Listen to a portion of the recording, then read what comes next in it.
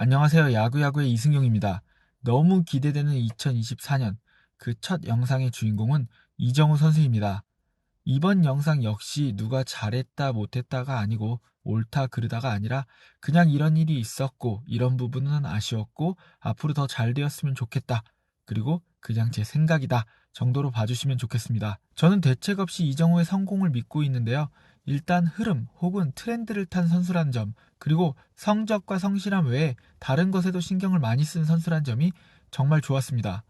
그리고 이정우의 입단 기자회견을 보고 나서는 그 믿음이 더 커졌습니다. 적어도 제가 봤을 때 야구 이외의 부분에서 가장 준비된 상태로 메이저리그에 진출한 선수가 이정우 선수입니다.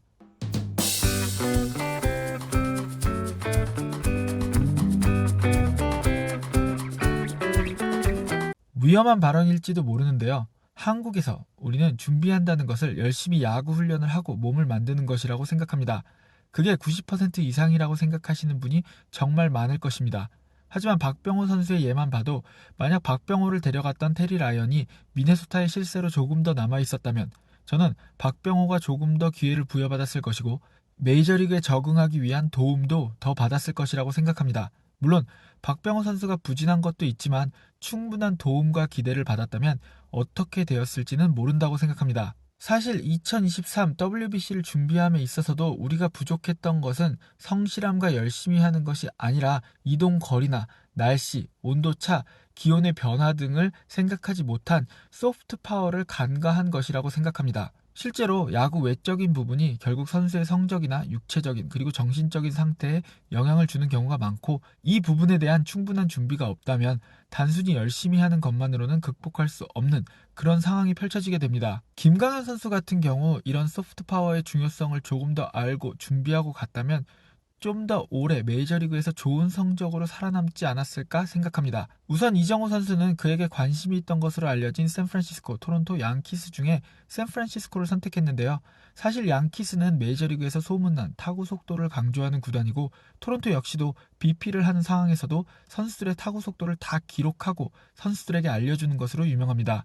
만약 이정우 선수가 토론토나 양키스를 선택했다면 구단의 이런 분위기 때문에 자신의 야구를 하기보다는 타구 속도에 대한 부담감을 많이 느꼈을 것입니다. 한 번 더 이야기하지만 무엇이 옳다, 무엇이 틀렸다가 아니라 각 구단별로 자신들에게 맞는 다른 야구를 하고 있고, 그에 따라서 각 구단별로 중요하게 생각하는 부분이 다르다는 이야기죠. 이정우 선수는 결국 자신에게 가장 잘 어울리고 자신을 가장 잘 살려줄 팀을 고른 것입니다. 실제로 북미에서는 많은 전문가들이 드래프트에서 상위 픽에 뽑히는 것, 그리고 더 좋은 조건으로 계약하는 것보다 더 중요한 것이 자신을 잘 이해해주고 서포트해줄 수 있는 구단과 스태프들이 있는 구단으로 가는 것이라는 이야기를 합니다. 파워가 약점이라고 지적받는 이정우가 지난 3시즌 동안 메이저리그에서 디트로이트와 피츠버그 다음으로 낮은 홈런 팩터를 기록한 구장을 홈구장으로서는 샌프란시스코를 고른 것은 영리한 선택이었습니다. 입단 기자회견에서 이정우 선수는 스프링 트레이닝이라는 표현을 사용했는데요. 저는 이 부분을 라이브로 듣고 깜짝 놀라서 다시 돌려서 들었습니다. 그리고 저를 더 놀라게 한 것은 그 뒤로 이어진 한국 미디어들과의 인터뷰에서는 스프링 캠프라고 표현을 하는 것이었습니다. 적어도 제가 아는 한 메이저리그에 막 진출한 한국 선수가 스프링 트레이닝이라는 표현을 한 것도 처음이고, 더 놀라운 것은 이 선수가 미국 언론을 상대할 때는 스프링 트레이닝이라고 표현하고 한국 언론을 상대할 때는 스프링 캠프라고 하는 것이었습니다. 이런 것들은 이정우가 정말 디테일까지 철저하게 준비한 것을 보여준과 동시에 그가 얼마나 유연한 생각을 가지고 있고 열려있는 선수인지를 보여준다고 생각합니다. 스프링 트레이닝과 스프링 캠프는 둘 다 MLB와 KBO 입장에서는 맞는 표현이고 시즌 준비 과정을 어떻게 바라보는지에 대한 차이라고 생각합니다. 다만 메이저리그에서는 스프링 캠프라는 표현은 없고 스프링 트레이닝이 공식적인 표현입니다. KBO는 전지훈련을 따로 하고 시즌 전 시범 경기를 하기 때문에 스프링 캠프가 맞는 표현입니다. 북미 프로스포츠에서 캠프라는 표현을 사용하는 스포츠는 NFL이 있는데요. 실제로 NFL은 KBO처럼 트레이닝 캠프를 통해서 선수들의 소집과 훈련을 하게 되고 뒤이어서 프리시즌 게임을 치르게 됩니다.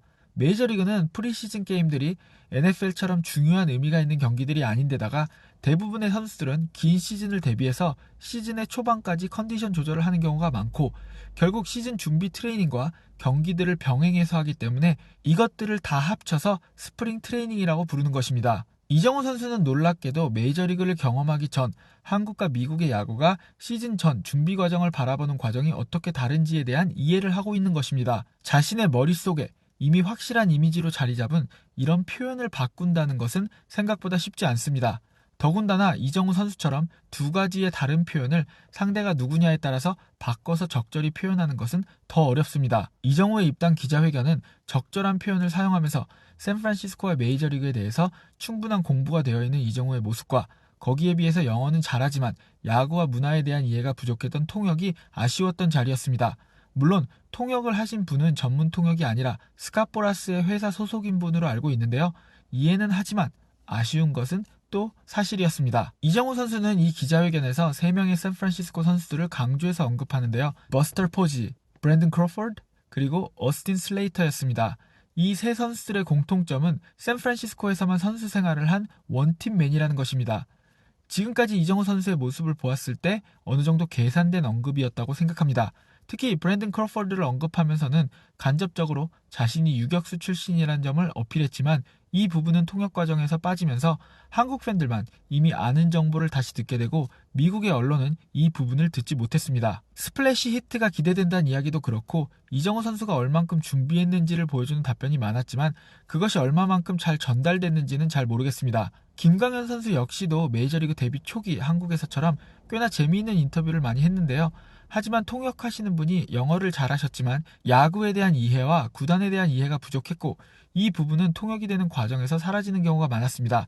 줌 인터뷰에 들어갈 때마다 아쉬운 부분이 많았고 나중에 구단과 감독과 소통의 문제가 생기게 되었을 때도 여러 의미로 아쉬웠습니다. 저는 류현진 선수가 영어로 동료들과 대화를 나누는 것을 직접 본 적은 없습니다. 하지만 그가 영어 소통에 문제가 없다고 생각하는 이유는 경기 전이나 후에 기자들과 인터뷰를 할 때 류현진 선수는 야구적인 표현이 그 의미가 들어있지 않은 영어적인 표현으로 바뀌게 되면 그 부분을 본인이 바로잡고는 다시 인터뷰를 이어가곤 하는데요. 이런 부분을 봤을 때 적어도 류현진 선수는 영어적으로도 그렇고 메이저리그에서 자신이 하고자 하는 이야기들이 어떤 식으로 표현되는지에 대해서도 정확하게 인지하고 있습니다. 그런 의미에서 저는 이정우 선수가 서툴고 아직은 어색하지만 그래도 본인이 영어로 최대한 표현을 하려고 노력하는 것을 어필한 기자회견이 참 좋았다고 생각합니다. 잠시 이런 이야기는 어떨까요? 우리가 화장실이라고 표현하는 것을 미국에서는 주로 레스트룸이라고 표현하고 캐나다에서는 워시룸 그리고 영국에서는 토일렛이라고 표현합니다.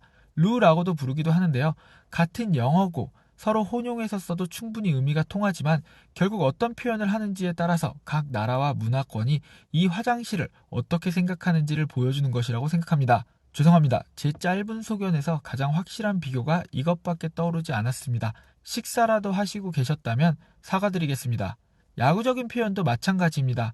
같은 표현이라고 해도 어떤 단어, 어떤 문장을 선택하는지에 따라서 그 선수가 무엇을 중요하게 생각하는지 어디에 중점을 두고 훈련을 하고 경기를 준비하는지에 대한 차이가 생기게 됩니다. 이정우 선수의 약점에 대한 질문에서 이정우 선수 본인이 강조한 것은 컨택트 능력, 공을 그라운드 안으로 넣는 능력, 그리고 풀스윙과 같은 것들이었는데요. 이것들을 스윗 스팟, 히팅 하드, 그리고 오해하지 마세요. 하드 hit이 아닙니다. 히팅 하드입니다. 그리고 인플레이와 같은 표현을 사용했다면 어땠을까 싶습니다. 이정우 선수의 실제 표현이기도 했고 타구 속도에 꼭 신경을 쓰지 않는다 보다는 그것도 중요하지만 내 장점은 이런 것이다 라고 부정적인 질문을 긍정적으로 돌리는 효과도 있었을 것이라고 생각합니다. 실제로 스윗스팟에 맞추는 능력이 탁월한 선수들 중 아지 알비스, 보, 루이스 아라이즈, 시미언, 콴과 같은 선수들은 타구 속도가 리그 하위권이지만 스윗스팟에 맞추는 능력으로 이런 단점을 보완하고 리그 수준급 선수들로 평가받고 있습니다. 이정우 선수의 인터뷰를 보고 나서 저는 이정우 선수가 정확하게 KBO와 메이저리그에서 비슷한 상황에서 쓰는 다른 표현에 대해서 이해하고 있으며 이 차이를 받아들이고 적응해갈 의지가 있다고 멋대로 믿기로 했습니다. 스카우팅 리포트에 보면 가끔 중요한 표현으로 코처블이라는 단어가 있는데요. 결국 이 코처블은 이 선수가 변화를 받아들일 수 있는 능력 그리고 조언을 받아들이고 더 발전할 수 있는 능력이 얼마나 좋으냐를 뜻하는 말이기도 합니다. 저는 이런 코처블이라는 용어가 이정우 선수의 가치를 더 높여주는 용어가 아닌가 싶습니다. 이정우 선수는 적응을 자신의 최우선 과제로 인식하고 있는 것처럼 보였습니다. 성적보다 적응이 우선이라는 얘기를 했었는데요.